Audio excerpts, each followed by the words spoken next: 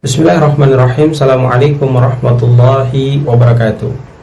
Alhamdulillahi rabbil alamin. Wabihi nasta'in ala umuri dunia wa din.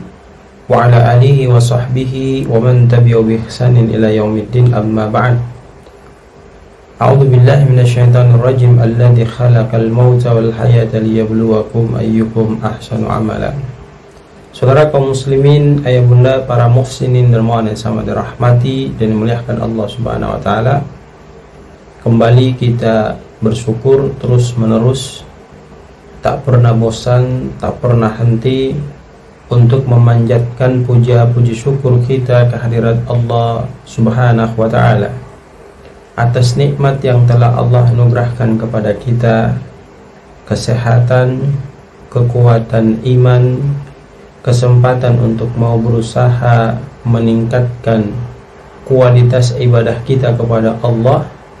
Semoga semua upaya dan kerja keras kita memberikan hasil yang maksimal kepada kita dan memberikan ganjaran yang menyenangkan hati kita tatkala kita kembali menghadap Allah di yaumul qiyamah nantinya. Salawat teriring salam mari kita panjatkan kehadirat Rasulullah sallallahu alaihi wasallam, manusia mulia yang seyogyanya, sepantasnya, sepatutnya kita mengambil setiap pelajaran dari baginda Rasulullah Muhammad sallallahu alaihi wasallam agar apa yang dicontohkan melekat pada jiwa kita, yang dengan itu insyaallah akan membimbing kita untuk berjalan sesuai dengan prosedur yang diinginkan Rasulullah SAW dalam mengisi sisa kehidupan kita. Dan mudah-mudahan dengan kondisi demikian membawa kita menuju kepada kebahagiaan yang sesungguhnya kita impikan dan kita cita-citakan. Saudara kaum muslimin, ayah bunda, para muhsinin dermawan yang sama dirahmati dan dimuliakan Allah, di kesempatan yang sangat berbahagia ini insyaallah kita akan terus mengkaji agama kita dengan mendengarkan hadis-hadis dari Nabi Shallallahu Alaihi Wasallam. Semoga pembacaan kemudian penjelasan terkait dengan materi-materi yang sudah kami hadirkan melalui vlog Yayasan Baitul Quran Al-Surui memberikan pencerahan, memberikan kejernihan untuk berpikir kepada ayah bunda, para muhsinin dermawan yang sama dirahmati dan dimuliakan Allah, sehingga itu bisa dijadikan sebagai bekal untuk wawasan agama yang dengan itu memberikan kekuatan dan spirit baru bagi kita untuk semakin taat ibadah kepada Allah Subhanahu wa taala.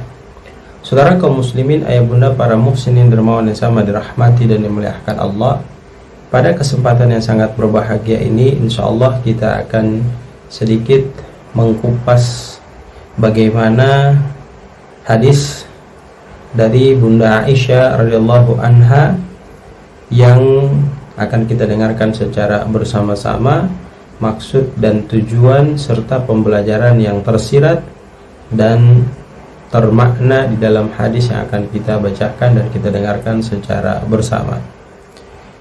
Man sabara ala ithnatai asyrata raka'atan minas sunnati banallahu lahu baitan fil jannah.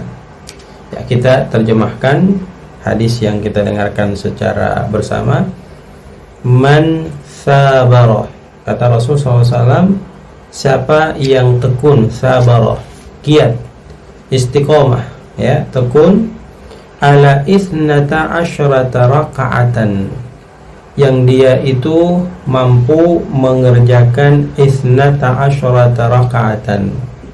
Maksudnya adalah dia mampu mengerjakan 12 rakaat salat sunnah, ya, rakaat salat sunnah, karena di sini dikatakan minas sunnati, dari sunnah-sunnah Rasulullah SAW, banallahu lahu baitan fil jannah, maka Allah Subhanahu wa taala akan membangunkan untuknya sebuah rumah di surganya Allah Subhanahu wa taala. Yang menjadi pertanyaan, kira-kira ke-12 sholat sunnah yang dianjurkan Rasulullah SAW untuk kita kerjakan itu apa-apa saja. Ayo kita dengarkan hadis berikutnya dari Nabi SAW yang menyatakan arba'i raka'atin qabla duhri. Pertama, 4 rakaat sebelum melaksanakan sholat duhur. Wa raka'ataini ba'daha, 2 rakaat setelah melaksanakan sholat duhur. Berarti 4 sebelum duhur namanya qabliyah, 2 setelah duhur namanya ba'diyah, digabungkan menjadi 6 rakaat. Nah, ini tadi disebut 12 rakaat yang baru kita kerjakan 6 rakaat. Sekarang kita lihat lagi hadis Nabi SAW yang menyatakan wa raka'ataini ba'dal maghrib. Kemudian dia melaksanakan 2 rakaat setelah sholat maghrib. 6 ditambah 2 jadi 8. Wa raka'ataini ba'dal isya. Kemudian dia melaksanakan sholat sunnah 2 rakaat ba'dal isya, maksudnya setelah melaksanakan sholat isya. Berarti sudah 10. Wa raka'ataini qablal fajri. Kemudian dia melaksanakan 2 rakaat sebelum melaksanakan sholat subuh. Ya, coba kita pahami dengan baik hadis dari Nabi SAW yang disampaikan kepada kita. Man sabara ala 12 raka'atan minas sunnati, dari sunnahku, kata Rasulullah SAW, banallahu baitan fil jannah, maka Allah Subhanahu wa taala akan membangunkan rumahnya di surga Allah Subhanahu wa taala. Dan ke-12 rakaat itu arba'i raka'atin qabla duhri, 4 rakaat sebelum duhur, wa raka'ataini ba'daha, 2 rakaat setelah duhur, berarti sudah 6. Wa raka'ataini ba'dal maghrib, 2 rakaat setelah maghrib, sudah 8. Wa raka'ataini ba'dal isya, 2 rakaat setelah salat isya, berarti sudah 10. Wa raka'ataini qabla al-fajr, rakaat sebelum salat fajar. Nah, saudara kaum muslimin jamaah yang dirahmati dan dimuliakan Allah Subhanahu wa taala, maka tatkala kita mampu untuk melaksanakan ke-12 rakaat yang kita dengarkan secara bersama, tentu Allah Subhanahu wa taala akan membangunkan rumah untuk kita di surganya Allah Subhanahu wa taala. Saudara yang dirahmati dan dimuliakan Allah Subhanahu wa taala, tapi tahukah kita dari setiap pelaksanaan ibadah-ibadah salat sunnah yang kita kerjakan itu ada keutamaan-keutamaan tertentu yang disampaikan Rasulullah SAW untuk kita pahami dan kita mengerti secara bersama. Di antaranya kita lihat hadis dari Nabi SAW yang disampaikan oleh Ummu Habibah, ya, radhiyallahu anha. Ia berkata bahwa ia mendengar Rasulullah SAW itu bersabda, man hafadha ala arba'i raka'atin qabla duhri wa arba'i ba'daha haramallahu 'alan nar. Masya Allah. Kita dengarkan baik-baik terjemahannya, bahwasanya Ummu Habibah itu menyampaikan Nabi SAW itu bersabda dengan sabdanya man hafadha, barang siapa yang dia konsisten istiqomah, ya, untuk apa?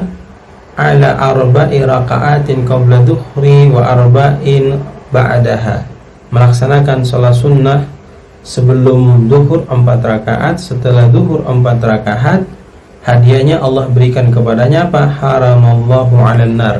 Allah Subhanahu wa taala akan mengharamkan jasadnya untuk disentuh api neraka. Masya Allah, sholat sunnah yang demikian ganjarannya sangat luar biasa. Allah balas dengan tidak disentuh oleh tubuhnya dari api neraka. Kemudian ada hadis lagi yang menjelaskan terkait dengan melaksanakan 4 rakaat sebelum sholat asar. Rahimallahu imra'an shalla qabla al-asri arba'an. Jadi Allah itu akan merahmati orang-orang yang mereka selalu senantiasa melaksanakan sholat sunnah 4 rakaat sebelum melaksanakan sholat asar. Selanjutnya ada hadis yang menganjurkan kepada kita untuk mengerjakan sholat sunnah yang kita sudah sebutkan setelah maghrib. Namun di sini ada penjelasan terkait pelaksanaan sholat sunnah itu juga bisa dilakukan sebelum maghrib, namanya qabliyah. Ya, apa hadisnya? Sallu qabla sholatil maghrib liman sya. Ya, sallu qabla sholatil maghrib liman sya. Jadi di sini dijelaskan salatlah kalian sebelum maghrib, ya, liman sya, bagi siapa yang mau. Nah, ini memberikan pembelajaran kepada kita bahwasanya Nabi Shallallahu Alaihi Wasallam itu sangat menganjurkan kepada kita untuk melaksanakan sholat sunnah sebelum kita melaksanakan sholat wajib. Ya, terus selanjutnya ada hadis dari Nabi Shallallahu Alaihi Wasallam yang menyampaikan rakaat al-fajri khairum minad dunya wa ma fiha. 2 rakaat sebelum melaksanakan sholat subuh itu jauh lebih baik daripada dunia dan seisinya. Saudara kaum muslimin jemaah dirahmati dan dimuliakan Allah Subhanahu wa taala, begitu banyak faedah terkait dengan masalah sholat yang telah kita angkat dan kita kupas, terkhusus masalah sholat sunnah.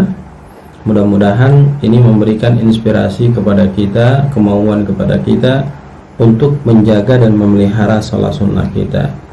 Yang jelas, kalau kita berpikir secara bijak, maka kita akan lebih kuat lagi menjaga sholat kita yang sifatnya wajib. Karena begitu sunnah yang kita dengarkan, hebatnya Allah Subhanahu wa taala memberikan ganjaran pahala kepada orang-orang yang melakukan sunnah, maka tentu wajib yang kita kerjakan itu akan jauh lebih dahsyat, mendapatkan ganjaran balasan di sisi Allah Subhanahu wa taala. Olehnya itu, mari kita jaga yang terutama adalah melaksanakan sholat wajib 5 waktu sehari semalam. Kemudian yang kedua, kita berusaha seefisien mungkin untuk melaksanakan sholat sunnah yang sudah disampaikan melalui hadis dari Nabi Sallallahu Alaihi Wasallam untuk kita mendapatkan kebahagiaan yang sempurna di hadapan Allah Subhanahu wa taala. Semoga memberikan manfaat untuk kita semua. Kurang lebihnya mohon dimaafkan. Billahi taufiq wal hidayah. Wassalamualaikum warahmatullahi wabarakatuh.